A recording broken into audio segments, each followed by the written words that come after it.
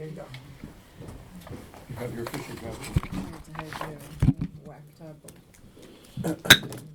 Okay, so welcome everybody. We're gonna start our meeting for Thursday the 16th. The first item on the agenda, the election of village council officers. We're gonna give Todd a minute to settle and then we'll return to that. And so we'll start with resident comments. Do you have any resident comments? Yes, Marty. Marty Langland, Chestnut Street. Would you As pass you that know, down, many of you Tiffany? remember, I was in a wheelchair 3 years ago for about months and months. The wheelchair was because I slipped on some ponding water on a sidewalk. And on December 13th, the flood out here was really bad. You know, there's been problems here for a long time, but it's like 4 or 5 inches deep. It was a huge pond. It wasn't a puddle. And I reported it to James that same day, lunchtime, and he didn't really do anything. So I have two things to do. One is just a factual question, and the second is a request for the council to do something. So, simple question, factual question is, has that drain, it's been more than a month, I haven't heard anything that any work has been done. So my kind of question to the council, has that drain been roto-rooted, or has any physical work been done to repair the drain? I'm not aware of any work that's been done. We have repeatedly spoken to the landlord, and the water has drained, to our understanding of being consistent with rainfall and drainage patterns. I don't know if there's anything else that you... Yeah, I've looked after rains and it's been draining. So- And it is private property, it is the Right, landlord, belongs to it's not our, the Shirazis, we right? don't have authority over that. But it is also a public hazard, as I know, to my painful Mhm. experience. So, here's my request to the council, it's a three-part request. This is a real community safety hazard right next to our building. Village government have a responsibility to deal with community safety. And I got to tell you, I was really pretty shocked that James did nothing about it, didn't even call the building owner on the 13th, and did in fact talk to the building owner on the phone until the 27th, 2 weeks later. So here's my request to the council. Would the council please instruct James to do the following three things? Number one, monitor the flooding problem. This is a public safety hazard. Please don't wait for another resident to ask, and please don't wait for someone to have a serious injury. That's the first one. Monitor, don't wait. Call the Shirazis immediately. Second request is would the council please instruct James to tell Tina immediately so she and Wayne can get some yellow caution tape up there fast, which was not done on the 13th, and it wasn't done on January 3rd when I came by. There was about an inch of water, 16 feet long that day. That was after a light rain. And when I saw it after a heavy rain, it was over 5 inches deep. So, would the council please instruct James to tell Tina immediately so she and Wayne can put up a caution tape? It's about serious injury. And third would be, council please instruct James to CC me on his emails about this, copies of any emails he's already sent since December 13th. When I talked to him on December 20th, he told me I had not emailed the landlord or even talked to him anyway. I had asked James back then to please CC me, like you would, to, resident follow-up. There's a problem, get back to the resident or include the resident in the loop. And he didn't send me anything that he sent so far. I would like copies of the emails that he sent to the landlord since December 13th, and copies of any email he sends about this going forward. I think that's just a courtesy to include a resident when it's especially a serious issue like this one. I think it's also a matter of accountability and public transparency to include an email, the resident on the email loop. And I also think it's just really important. This is not just a courtesy. This is about good resident service, which involves follow-up. Here we are more than a month later, and I had to come to a council meeting to ask, has anything actually been done? Is the problem fixed? And the answer is there's been no repair work done, but I would not have known that because James didn't get back to me. So would you please, as a courtesy and an accountability, transparency issue, instruct our village manager to do good resident service and give people a follow-up call or email. Those are my three items. Marty, I will defer to council on this, but on one of your points about putting caution tape on, this is on private property. It would be like if the council went up to your front drive, your front walk, and put tape up saying, she doesn't shovel her lawn, watch it. If there was a public hazard like this, and Yeah. I'm speaking to someone who spent, a year in rehab, basically, from a fall on flooded pavement, so it hurt like blazes. If there was a 30-foot puddle in front of my house, or on my front lawn, and somebody could trip and fall in it, yes, Arthur, please bring the tape. We are not, we can't go onto property, private property and take It's it. a public sidewalk. It's not a public sidewalk, it's private property. It's not public right of way. Perhaps council can No, elucidate on that, but it's private property, it is not public right of way. All right, may I amend my request then? Can we please ask Mr. Shirazi, you know, if James tells Tina, and Tina calls Mr. Shirazi, I think we'll get a quick response. Mr. Shirazi should put the tape up on his property, or he's facing liability, right?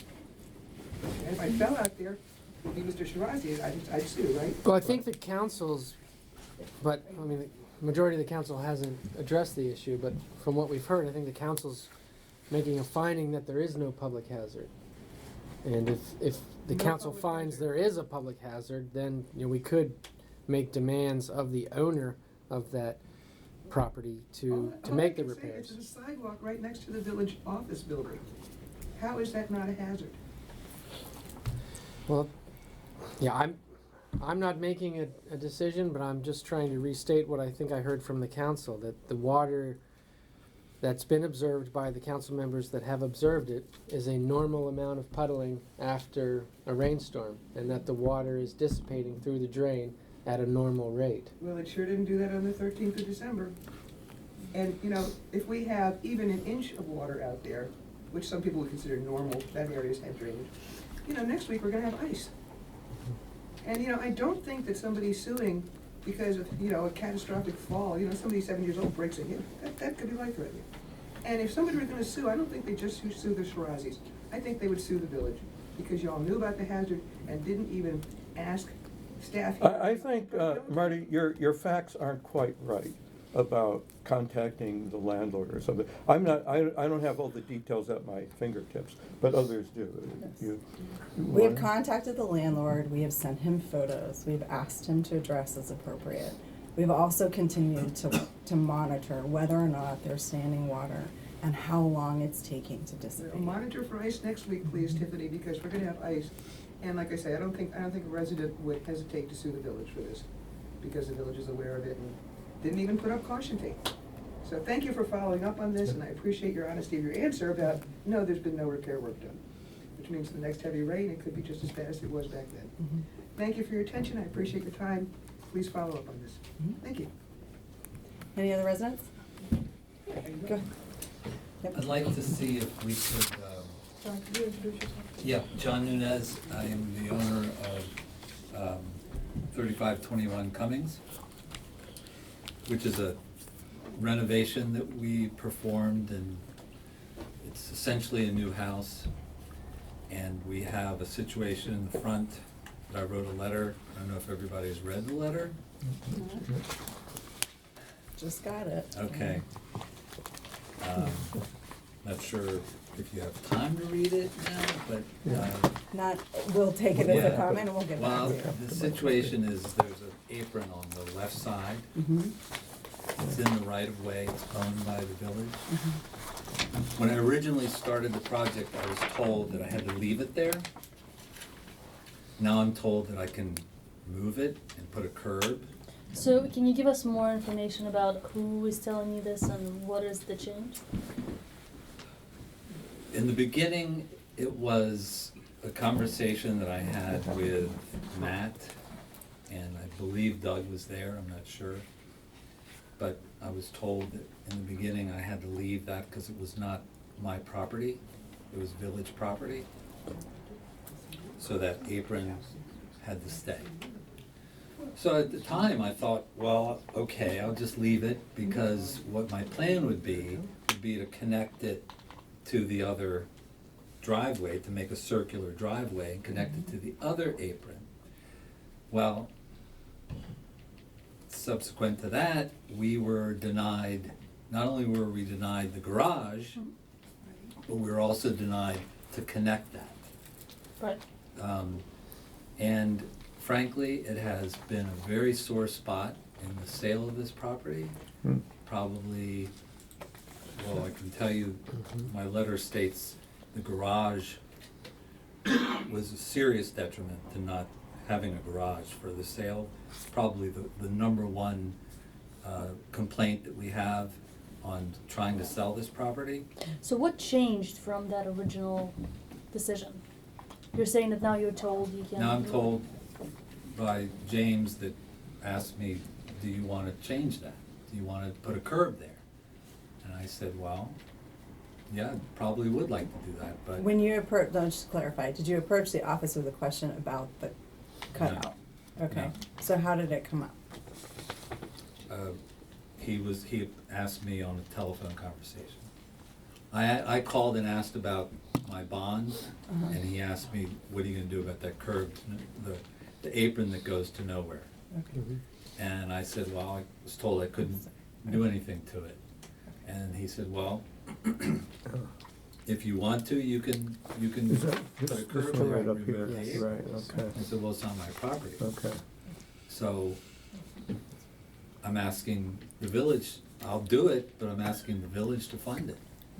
Okay, So let us take a look at your letter. Also, I just wanna note, yeah, we had a whole variance hearing. Right. And there was a lot of discussion about total lot coverage. Right? And that's what led to, I believe, if I'm remembering, Yeah, the decision about the garage. Right. And there was there was a discussion about non-vegetative surface area on the front. Yeah. And that is what led to well, you choosing to do a straight driveway and not a circular one. But again, the hearing well, is we a year we and a half did ago. we so- did a straight one and we did a curved one. Have you seen the house? Yes, of yeah, course. yeah. It stops right at the front. It looks ridiculous, but it's the only thing we could do. So what happens now is people walk up and they say, what's this apron over here? Why didn't you connect that? Why didn't you get a garage?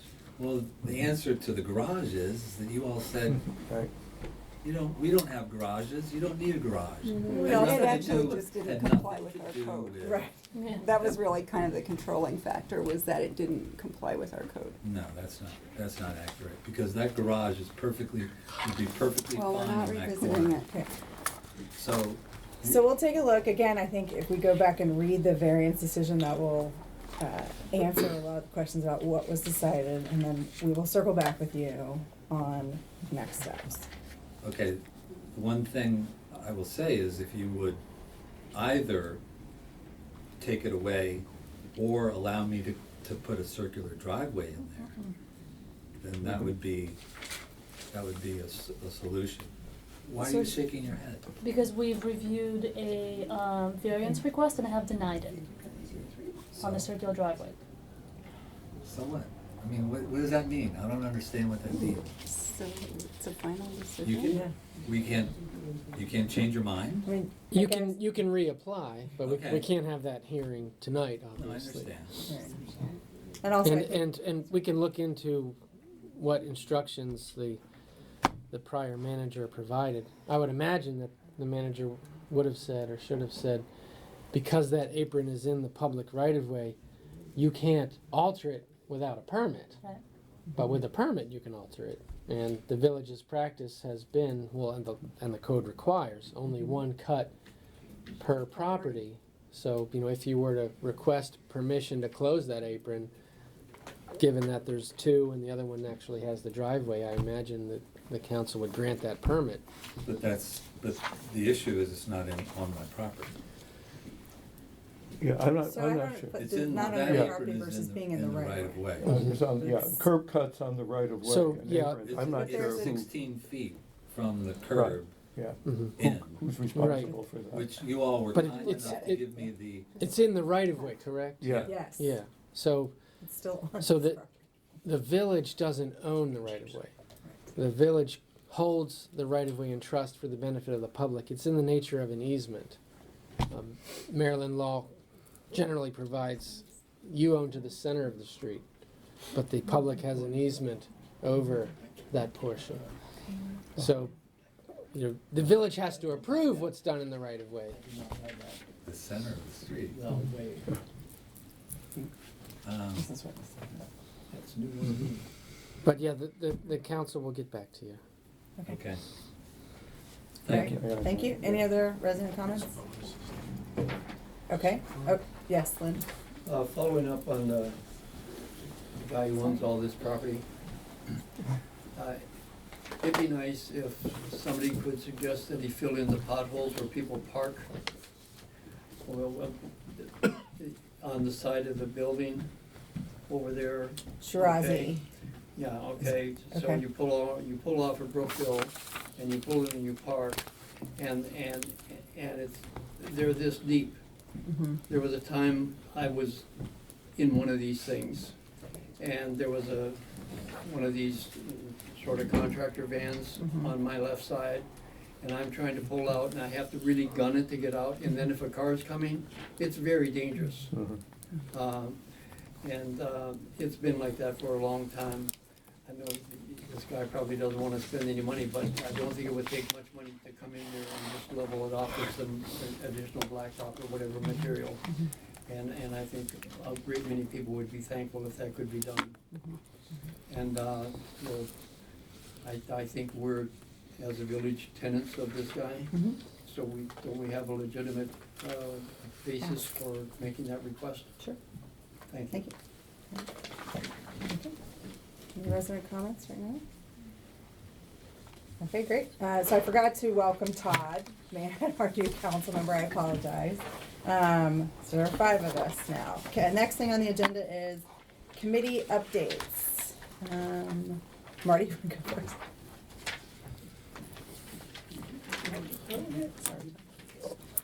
Actually managed to run copies of this, so when we pass these up, I made just 5 for the council, when we pass that up. And Tina, here's one for the file. Okay, so who didn't get it? Arthur? There you go. Okay. Is that all right if I stand over here? I can stand by you? Okay. I think it's I'm actually gonna read it. The election committee would like to officially welcome the new council member Todd Mann. We thank Todd for responding to the committee's request for candidates to fill the vacancy, and we thank the council for adopting the charter amendment we recommended to fill the seat for the remainder of the 2 years. So Todd, good luck, congratulations and condolences. What can I tell you? That's not in here. The election committee met on Sunday afternoon, January 12th, and we confirmed the schedule for the 2020 village election as follows. I'll read this quick here, it will be published many times. Thursday, May 7th is the election. Nomination period opens on Thursday, February 20th. Candidate statements and conflict of interest forms due 5 p.m. on Monday, the 23rd of March. The Meet the Candidates Forum will be held here in the village office on Thursday, April 23rd. And residents will have the 21 days provided in our election rules to request absentee ballots. The absentee ballot period starts on April 15th, and completed absentee ballots, from April 15th to Wednesday, May 6th, people can ask for absentee ballots. Completed ballots must be received by the election committee by 3 p.m. on election day, the 7th. So that's the basic schedule. Now, here's a couple things here. We reviewed the draft of the nominations notice, the election nominations notice. It'll be ready shortly. That'll be mailed to all village households in mid-February, posted on constant contact on February 20th, the day that the nomination period opens. And it will be included in the March Village newsletter. The committee also discussed a staff request that we've gotten.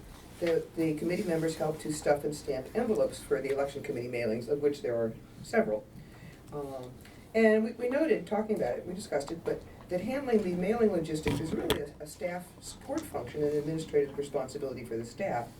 And we also, most of us work full-time in really pretty intense jobs. So we can't help stuff envelopes, but we will provide the election notices and materials to the staff with as much advance time as we can. And to make it easier for the village employees to plan their workload, because the staff support on an election is pretty substantial. To help make it easier for you all to do your workload, we are now preparing a document that is a detailed timeline of the ongoing staff responsibilities needed at each step for the next 3 months, from now till May 7th. And I started working on it last night. I was up pretty late with it. It's already at 10 pages, single-spaced. There's a lot of just small, detailed things that need to be done in a sequence here, and it was really important. As I said here, it's a lot of ongoing staff work, step by step through the process. And we the village, take pride in holding very clean, fair, well-run elections, and I take pride in this, chair of your elections committee. And it really does take a lot of efficient staff logistical support to do that. We try to do the job well. The committee has a lot of work too. I mean, this 3-month period is our maxed out period.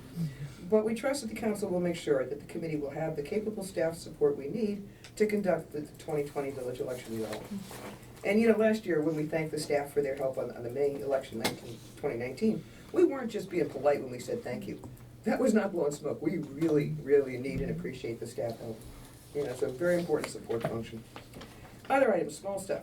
After reviewing the fall of 2019 resident survey, we decided to put a letter in the upcoming March newsletter with just questions and answers. And somebody had made a comment about people running in slates, and somebody else had asked a kind of interesting question about, could we do early voting like the state and county do? And we were trying to figure out, I don't think we can handle the logistics of that yet. Maybe it's some future state, but anyway, we thought we'd just do an article Q&As, which we've done before. And so I think that would be helpful. We also decided to follow the council's lead and approve our meeting minutes by email going forward, so we can have the staff post the minutes sooner on the website. And I think you guys, good example, since you did it, we can do it too. And the next election committee meeting is scheduled for 7:30 p.m. on March 24th, probably here in the village office, because that's the meeting that comes the day after we get all the candidates' materials come in, and we have a huge job to compile that election packet. And have it ready, hopefully by the 25th, that's our plan, by the morning of the 25th, for fast staff delivery to the printer and the post office to make sure residents get the election information on schedule. We're hoping to have all the packets delivered by April 15th, if not the 10th. We're aiming for the 10th, we hope the 15th. Remember one year the post office just sat on it for 3 weeks? And I thought I was gonna have a heart attack, right? So, anyway, I think we're good on the schedule. And one of the 87,000 things on the staff support function list is to follow up with the postmaster and make sure that that's getting expedited. Request expediting in a month before, remind them a week before, and then when it's supposed to be handled, call them again. So there are 3 items on that long list for the staff to call the postmaster and make sure we stay on top of that. I mean, it's that kind of detail that we require staff support for.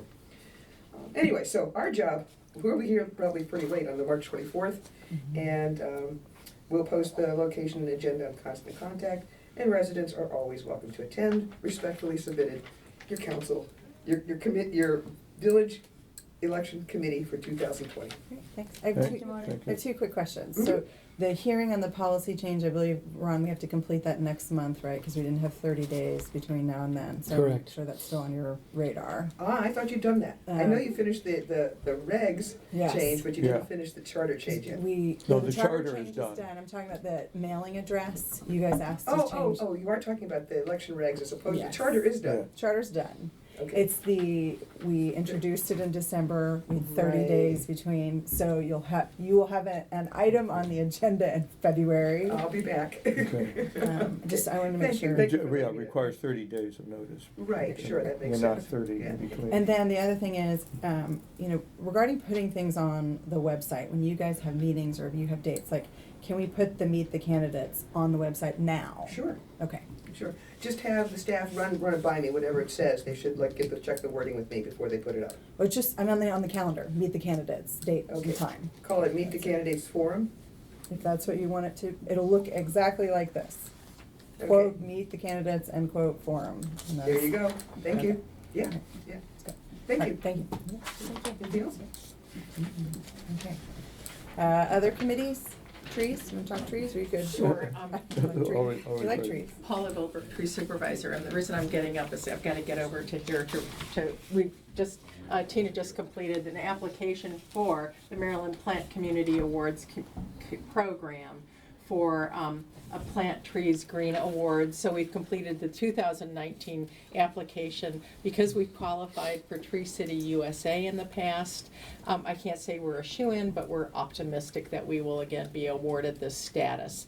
And mercifully, and I'm probably cursing it now, I probably jinxed it, that there's no new tree news to report to you Oh. all. So. We do have, just to share with you, if you haven't, the Tree City USA signs are all up in the back of the village. That's perfect. After initially approving a design to put on this side of the village, Oh, Tree City came interesting. back Okay. and said, "Oh, no, maybe not." So we might Oh, not be able great. to add Okay. something on the Brookville side, but all on the back. So there are 6 signs total now, How wonderful. and we get to put the year anniversaries on Oh, how all of wonderful. those signs. Great. That's Thank you. terrific. Uh-huh. Thank you. Okay. Anything else, committees? Yes, sir. Keith Allen, the Community Engagement Committee.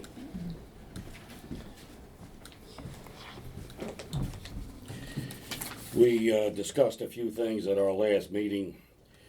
one of which was the debrief on the Halloween parade party that went over extremely well. Turnout was very strong overall. And that we stayed well within our budget. We discussed an adult-only event for the winter months, a winter event. So far, we have not been successful in finding a place. I've talked to some of my neighbors who appeared not to be interested. We talked about La Ferme, that's kind of expensive. Maybe the Chevy Chase Village Hall for a holiday social. That was about $10,000 or $11,000 we found out. So we're still looking. We talked about street captains. There were 2 open positions. Lynn Welly over here, he took over Brookville. We'd need someone from Melville and Turner. Turner, Yeah. Elizabeth Boland signed up for. Okay, good. And then,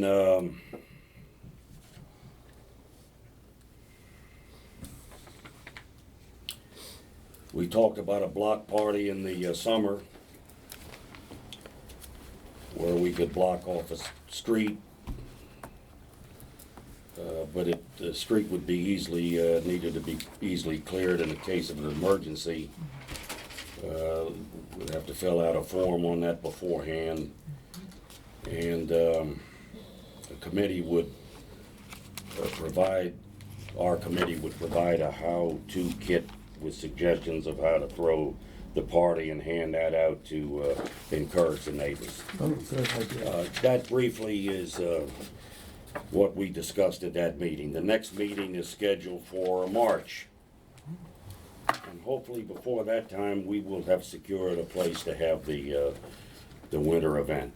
And I'll update you on the weather at the end of the meeting. Do you want to do the weather now? What is it, We can changeable? do that. It's changeable. Yeah. Is it changeable? No. We don't have that yet, no. No, okay. You're a committee, you're a weather committee all on your own. Well, There you good, go. that's, we'll consolidate everything here at the same time. All right, we've had one of the warmest Januaries on record so far. So far, one of the warmest winters on record. Warmest January was 1950. You never heard about climate change back then. It was 15 degrees above normal that month. It was 10 degrees above normal in December of '49, 3 degrees above normal February of 1950. So that was a remarkably warm winter, followed by other remarkably warm winters in the 50s.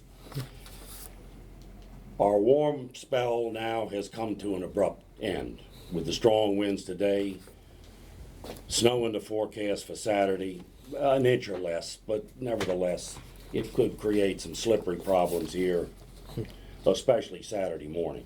And that's going to be followed by colder weather, not frigidly cold, but more seasonal weather here next week and going forward into February. And that's about it. Anybody have any questions? I should say thanks on the record for helping us with snow and snow plowing requirements and shoveling requirements. Keith has been more accurate than any other weatherman on what we need to do when. So thank you very much. Well, I'm always in touch with James on that. Yes, So, appreciate it. Thank you for letting me do this. Yeah. Thank you. Can we have an early spring, please? Can you arrange for that? I'm gonna Okay, so after the committee updates, we're actually going to appoint new committee members for the Walkability Committee and for the Ethics Committee. So we have residents who've come forward for Walkability are Larry Wasson on Dellfield, John Sharrow for Chestnut, Lori Mitchell on Cummings, Catherine Hample on Cummings, and Peter Kahn on Bradley. So we've got geographic diversity, we've got length of residents in the village diversity, and these guys are gonna get started. I should say council members Katja Hill and Arthur Alexander have agreed to be the liaisons to the walkability study, the work that they're going to do. They will work with Chris Jakubiak, our contract facilitator for that project. There was a contract that went out. And Ron Bolt will provide the legal counsel. Joe Kutro will provide any traffic engineering assistance that they need. There will be open meetings for resident information gathering. They will walk around and collect data. So that will also be things you'll get emails on, notices about. So just be on the lookout for that as it comes up. And then I think David Bjorklund, I said, will be joining the ethics committee since Todd Mann abandoned that post for greener pastures. All right. And the next thing is the building administrator's report. Doug. A few things to go over. On 3521 Cummings, we've released a building permit on that, so that's been removed from the spreadsheet. And on 3412 Taylor Street, end of last week, the surveyor provided us with a survey showing that the new roof is below the 33 maximum height. So the stop work order has been removed, and they are allowed to continue finishing the roof, and they're supposed to be getting us a schedule of when they anticipate being completed. So that's coming, I hope, soon. I guess we'll talk about the State Highway Administration now, if you're ready. So on miscellaneous items, Doug is talking about his work with the state highway. There's ponding issues at Quincy, ponding issues at Cummings, and then crosswalk, the perennial Taylor intersection, as well as potential for Bradley. So we've worked on a draft letter. A lot of these things we've been talking about with state highway for months, and we don't seem to be getting forward movement. So we've put one letter with all of the requests as well as references to who we've been talking to, when, how, that we will then send to State Highway once the rest of the council's had a chance to take a look at it, and hopefully move some of those projects forward. The tire eating drain on Bradley has been corrected. Yes, sir. Thank you. It was strange, but it did damage many tires. Yeah, I called them about 9:30 one morning, and they were out by 10 o'clock looking at it, and the next day they fixed it. Good. So they were very responsive, but that's Montgomery County, not the state. Right. Good, thank you. Okay. Okay, anything else for? One other item. When Wayne and I do pre-construction meetings, we spend a lot of time discussing with the contractor and the applicant the need to follow the village's hours of work and explain to them what can and can't be done. And a lot of times they'll say in other jurisdictions, they're allowed to do quiet work such as painting, drywall, spackling, other things like that. And they asked if the village would allow those items. And I would just ask for clarification from the council as to whether those are allowed or not. The code does, and I highlighted it there, kind of imply that if it's quiet work, they can be doing it because it's not considered construction activity. So I just don't know what to tell the contractors. Do you allow, maybe like on a Saturday morning before 9 o'clock, painting or window washing, things like that, if there's no loud radios or other equipment? I'm not familiar enough to answer. Well, the phrase, the operative phrase is any other indoor or outdoor activity which could reasonably be expected to be disturbing. So if painting is not reasonably expected to be disturbing, it would seem to be permitted. Right, but at Right? one point, is a sander, I mean, we had this discussion last Yeah. fall when people wanted to have their windows open and there was ongoing work, even during the current building hours. So, unless you guys want to answer this right now, we'll get back to you with an answer. Thank you. That's all I have. Okay, great. Thank you. Arthur, financial matters. Financial matters. We're in good shape in general. We have a couple of items that are running over, considerably over our budgeted amounts. Our legal support, for one, and our computer systems. Now, it's interesting, we actually did not have a budget for information technology, computing, anything like that. And we don't even have a category to put it into. So it's been put into the what's it called, furnishings and office furniture and equipment. For years, right? For years, I mean, that's by default where it's gone, had to go somewhere.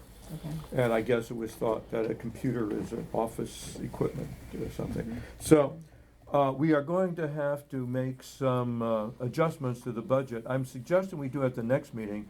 The main reason is that next week we're having an overall budget review for next year, where we'll be going over item by item, everything that's going on this year and how we expect that to change for next year. So we'll have a more comprehensive oversight of the entire budget in a week or so, and then next month, we'll be able to come in more authoritatively and see what needs to be revised. Now, I should mention that the charter says we cannot spend money beyond what has been authorized in the budget.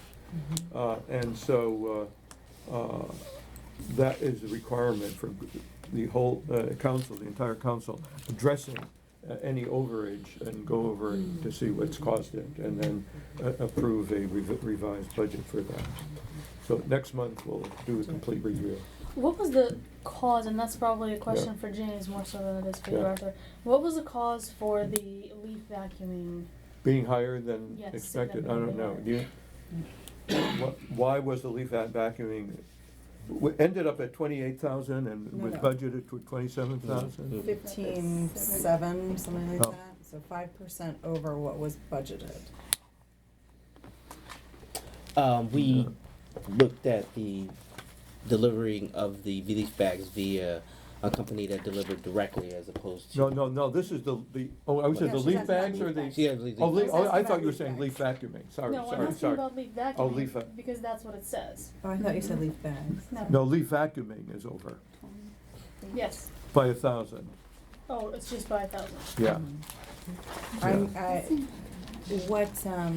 Well, this says that it's $27,000 above. And we had budgeted 28,000, no, we had where is it? Hold on. This says that it's $27,000 above It's about, what. so it's not 27. No, we have leaf Oh, vacuuming, got- okay. Depends on- I'm sorry. Maybe.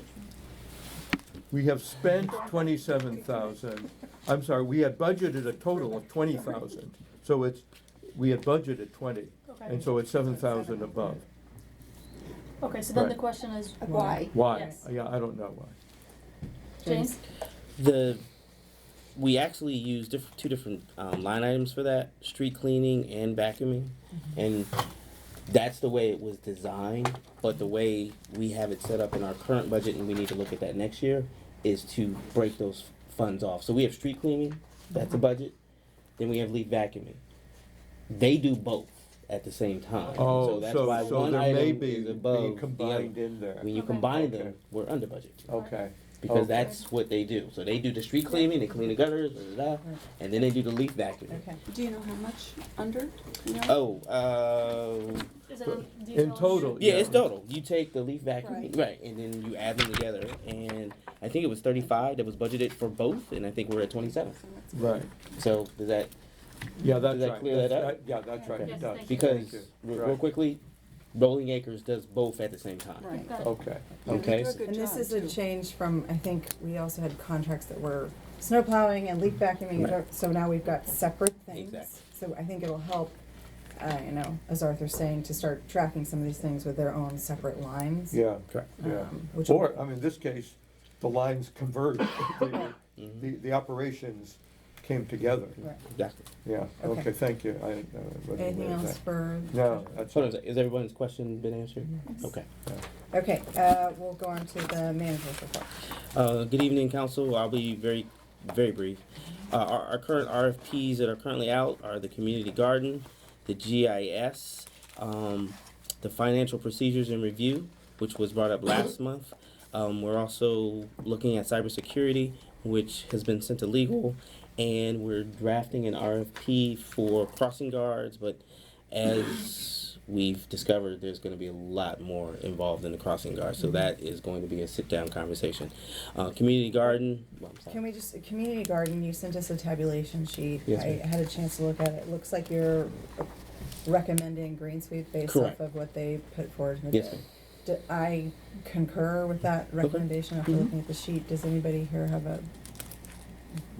Okay, so James, let's go forward, execute a contract with Ron. Ron, you have the guidance on ensuring that we see the design that they've agreed to produce, and then we'll go forward on.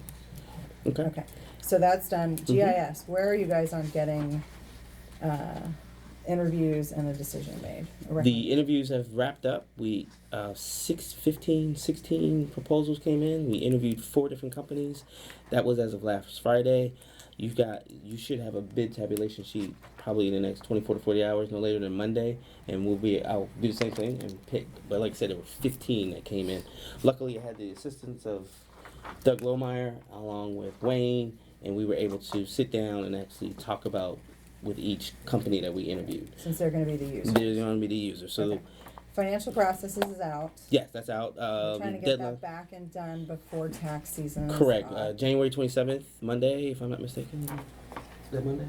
Yes, January 27th is the deadline date for that. And cybersecurity is been sent to legal, and the crossing Crossing guard. guards, we have, Yeah, that's gonna. Ron threw up all kinds of He sure lawyerly issues. So we'll take a look at it and come back. Yeah, that was Okay, archiving. archiving. Thanks to Tina Lurie. Since March 3rd, 2017, I can actually say that we are finished. It is complete, and now let's give a round of applause.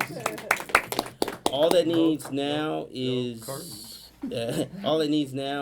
for the sheets to be sent to archives, and when I mean sheets, each box has a sheet. We already have them.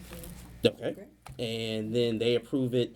We schedule a pickup, and they come in, they pick them up, and they take them away. The ones that we keep at the external storage unit stay there. It's an annual process. We've got to keep it a certain amount, and then we also have 8 boxes that are to be destroyed, and they can be done So let's tomorrow. destroy them. Let's be done with it. Yep. So that's Um, that. And I just wanna say for that, Oh, we sorry. got this state-approved schedule, in 2016. Yeah, I was just Spring going to of say. 2016. Oh, I'm sorry. That Well, is she it. said. Oh. That's Gotcha. This has been on the agenda for a long time. So, thank you, it was a meticulous project, but no one will ever have to start anew. And one of the reasons it's been so long, it's so tedious, nobody wanted to do it. Okay. Alright, great. Composting. For those who were here January 8th, we had 20 plus people here for composting. Councilmember Mann was here, so you know how many people showed up. We are above the 50-person threshold to take advantage of their tiered discount. The composting will begin next Wednesday, January 22nd. How many people in total signed up, households? One more time? How many households signed up? We actually have 50 right on the nose. And 53 people were interested. an additional 53. No. 53 3 other. total. 53 total. So I had this conversation with Compost Crew. They asked for the initial interest, and village residents filled it out. They then wanted you to fill out another form to actually be official. I was not aware that they were doing this, but I clearly told them not to do that, moving forward. But we were able to rally, thanks to Lauren Beal and some other people getting on the community listserv, that we were able to get to the 50 threshold. So there are 3 people who showed interest who have not officially signed up. They are going to send out a mailer to the entire village for those who weren't able to attend. So you should be getting that in the mail. It's a postcard.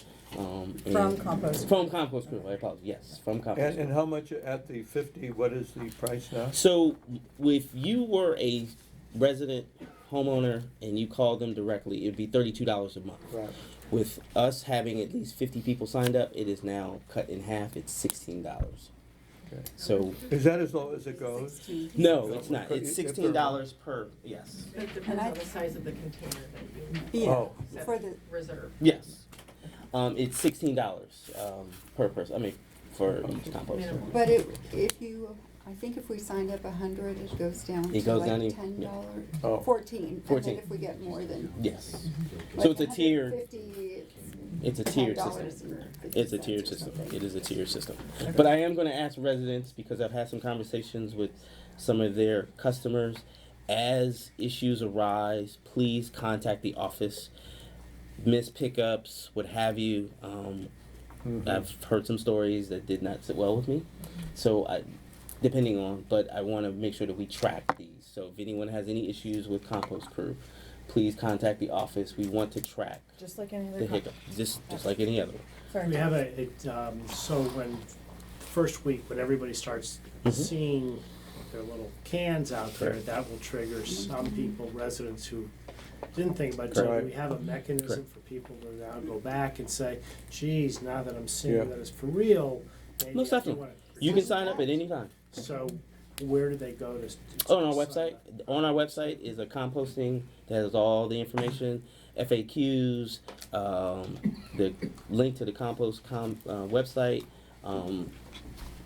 you name it. it's out Discount there. code. Discount code, everything is out there. And like I said, I picked Wednesday for pickup because that's the day we don't deal with waste management. So there will be the only trucks on the village's streets on Wednesdays. Alright, anything else from the manager's report that's a highlight? Yes. Doug Lohmeyer, I would like for, and this doesn't have to go through a charter, that we change his title. His working title? His working title. We need legal counsel on that, so if we can get that in the closed session, then we'll move on, okay? Works. I'm done. Alright, so now we're back to resident comments. Lynn, I'm sorry, Well, the first thing on the agenda was recommending council officers, and we seem to skip past that. we did, so that Todd can get acclimated. We will come back to it as required. Okay. Yep. But not this week. R- I mean, Not next today. month or at some point, when Todd's acclimated.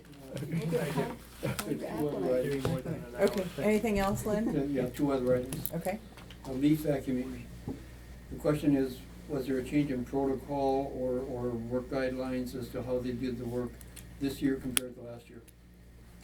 not that I'm aware of. I noticed a very substantial difference in the way they did the work. What was the difference? Yeah, All right, so let's say, this is the grass on my side of the sidewalk. And this is the edge of this is the sidewalk, and then from here over is the grass between the sidewalk and the curb, Mhm. okay? So, this year, they stood on sort of here, and they blew. Last year, they went back to about the property line, the line that divides right away to Mhm. my property where I pay taxes on, and they blew from here. Mhm. Made a substantial difference in the cleanup. okay, This year, there's a lot of stuff left behind here because they didn't even get it all off the sidewalk or whatever, so. okay. And then the other really big thing is, last year, for the storm drains, where they have the manhole covers, they actually took off the manhole covers and they went down into them and got the leaves out, you know, somewhere or another. Okay, they were down there in the manhole covers. This year, they just went with their blowers and blew, and of course, that's just, I think it's blowing more leaves in than rather getting them out. Okay, At least that's what it appeared to me. But I think overall, their whole workload was different this year. They blew and they blew and they blew and they blew into huge piles, mhm, and then they came with the truck and vacuumed it up, where maybe it's better for them to do it that way, but last year, they just sort of went along wherever the pile was, they vacuumed it up and just sort of kept on moving. It seemed to me this year it took longer, the way they did it. we also had wet weather on some of the days they were here, which Yeah, is well, but prolongs. But I observed this in the dry, in the wet, and, you know, and the whatever, Right. all four times. And, but to me, the big difference was where they were standing with the blowers, here at the edge of the sidewalk, or back here. And, I would like it to go back to what they did last year, because it was a better cleanup. Yeah, we'll take a look and. Thank you. Yes. Oh, one last thing. Yeah. Just a point of information, which I pick up from my neighbor who happens to go to Italy every summer. He just reported to me that the country of Italy has voted against 5G. The entire country will not allow 5G. So if we can enact that here, I think that would be good. But I don't think that's gonna happen. Paula. First, Paula Goldberg, Bradley Lane. First of all, I wanted to say I had an excellent experience with Compost Crew this week. My husband ordered an enormous container for us, and that we could fit a small child into, and we just dumped But it. don't. Food as well, not at this point in our lives. So they were extremely responsive, extremely good, and we were able to change our account within 3 hours of my email and phone call. The second thing I'd like to bring up is the issue of the rebar removal at the dead end of Bradley Lane. I was curious about first of all the meeting with was it Montgomery County Highway folks? So of course, I was working full-time and had small children at the time. So I know that the rebar was installed maybe 10 to 15 years ago, and asked both the residents at 3408 and 3409 Bradley Lane if they remember why the rebar was installed. And I think, and both residents have lived at those addresses for a longer time that exceeds 15 or 14 years, I would say.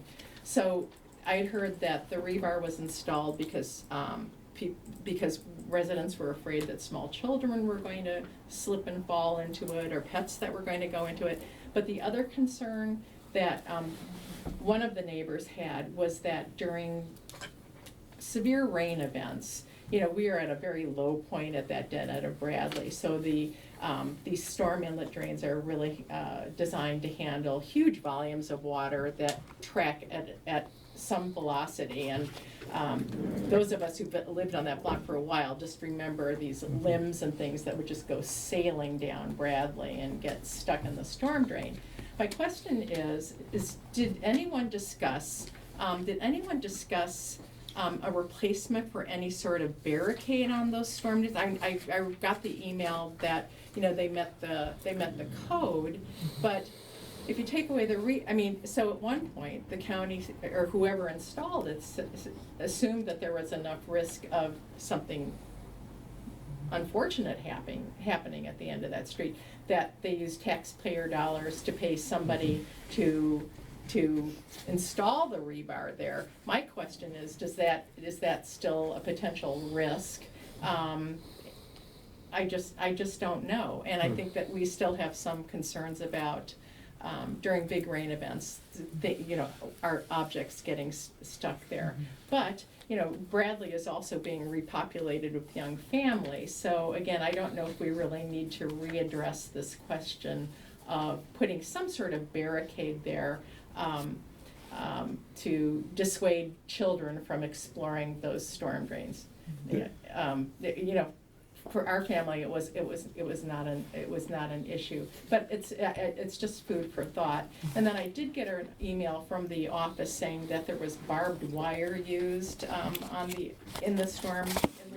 It's rebar. It's rebar. So rebar is not barbed wire. There was never barbed wire. No one had any recollection that barbed wire had actually ever been installed in the storm drains. So anyway, so we did ask when they were here. I don't know if would you like Doug to give you? Yeah, did they say anything about that? County says it's not their policy to place rebar there, so it must have been a very special request, and the two guys I met with were not involved at the time, Right. even though they were with the Right, there was county, some so they time don't know ago. why it was Yeah. placed. But barriers in general, did they say anything about that? Well, I don't know what else you would put besides rebar. If you put Yeah. like a grate there, all you're doing is reducing the capacity of the inlet, Right. and you're gonna have more and then we ponding. get flooded. Well, I've noticed in some of the other storm drains, there are barriers of a different design.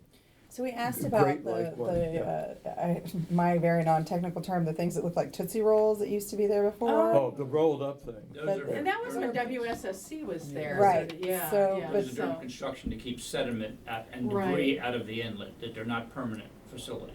And Okay. that definitely restricts the capacity. Yeah, Yeah. so, I don't know what you Okay. might. No, I saw just other kinds of designs of grates across the opening. But there was no standard design. It looks like whatever the guy was working on I'm that not day. familiar with anything that they would use that would be efficient enough to allow the water to flow. Through. Okay. And so there doesn't seem to be enough of a risk of, I can look into it, but I don't know of anything. I mean, yeah, so, and, you know, I think it's one of those things, so, you know, at a ski mountain, if you put padding around like a light pole on a mountain, then you assume some liability, so maybe, I don't know, I was thinking about warning signs or whatever, but. It's his I fault guess to we'll- stop the rain and put it up. that would be an issue. Okay, Right, any, right. any other Anyway, resident thank you comments? for before we thinking finish? about it. Yes, Like, are you gonna paint it or something? it's painted white. painted yeah. white. Okay, we've been And actually, the county repainted after they Yeah, took they off did the a rebar. nice- yeah, Yes, they sir. did a nice job.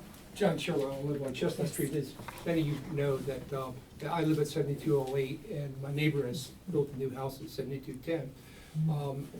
They have, leveling out their yard, they have almost a 4-foot cement wall that is separating our property now in the back of the house. My concern is that we would like to put up a fence, but of course, my neighbor, I'm sure, is intending to put a fence up, which would probably be the standard height, 7 foot or whatever the maximum height is. Of course, that would put it up, you know, probably 12 or 13 feet, you know, above my grade. My question to you is that, has the variance ever been granted where I could build a fence that would match his fence for my property? And if so, would I need an engineering, engineering on it or not? It is my recollection that we do not regulate the building of fences on private property, but Doug, you're, We do not, but Montgomery County does, and you would still have to comply with their 6.5-foot height unless you got a variance to exceed 6.5 feet. Right, would the variance come through you or through Montgomery? From the County. county. Montgomery County. Okay, all right. But their Would they height require maximum. engineering, or you're not sure? Excuse me? Would they require engineering drawings on it, or you're not sure? I don't know. If it's a structural barrier, it would require engineering drawings, but if it's just a tall fence, I don't know. Okay, right, okay, so I Would you should Montgomery not County? pursue it with you, but pursue it through Montgomery County. Okay, thank you. thank you, sure. All right, anything else? Okay, so we're going to, no, yes, no, answer no. All right, so the council will entertain a motion in open session to enter into closed session in accordance with section 3-305B1 of the Open Meetings Act to discuss personnel matters that affect one or more specific individuals. We will also be seeking legal counsel on that, so there's one other exception that Ron can add into the record. 3305B7, to obtain legal advice related to the personnel matter, and also to obtain legal advice related to the title of the building administrator. Okay, and there are a couple other legal advice questions regarding our lease and responsibilities. Okay. Okay, and so who moved? I so moved. So Arthur moved, is there a second? Second. Susan Susan second, seconded. all in favor? Aye. Anybody opposed? No? And it Okay. is Motion passes. 8:29. 8:29.